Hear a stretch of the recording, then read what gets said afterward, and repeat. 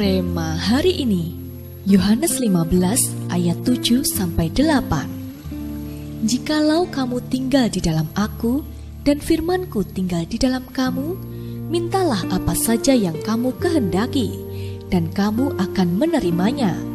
Dalam hal inilah Bapa-Ku dipermuliakan, yaitu jika kamu berbuah banyak, dan dengan demikian kamu adalah murid-murid-Ku.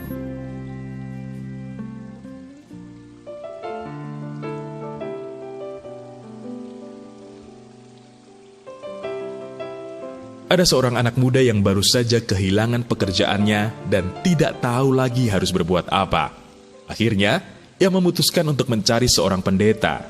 Ketika diajak berdoa oleh pendeta tersebut, si pemuda ini berteriak-teriak tentang problem hidupnya.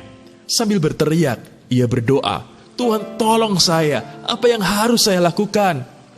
Melihat kelakuan anak muda tersebut, sang pendeta pergi ke ruang lain dan duduk di sana. Lalu ia berbicara sesuatu dan menanti jawaban si pemuda.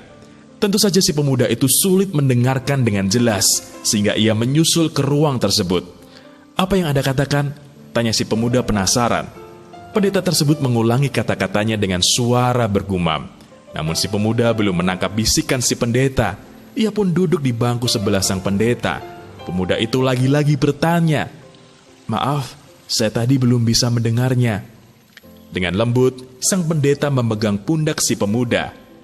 "Nak, yang perlu kita lakukan hanya lebih dekat menghampiri Tuhan, agar dapat mendengar Dia dengan lebih jelas lagi." Si pemuda itu tertegun dan akhirnya ia mengerti.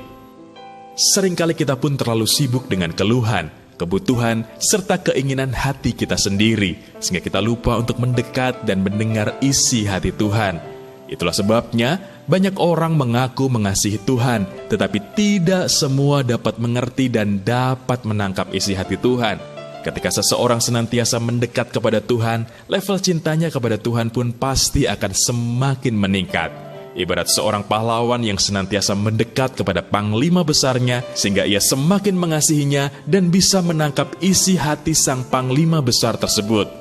Kalau kita rindu untuk masuk dalam kegerakan apostolik akhir zaman yang Tuhan sedang kerjakan di tengah-tengah gerejanya, tidak bisa tidak, kita harus menjadi pahlawan Tuhan yang bisa menangkap impartasi isi hati Tuhan, sehingga kita pun bisa memiliki hati rasul yang senantiasa mengasihi jiwa-jiwa. Sudahkah Anda senantiasa mendekat kepada Tuhan? Apakah yang menghalangi Anda mendekat kepada Tuhan?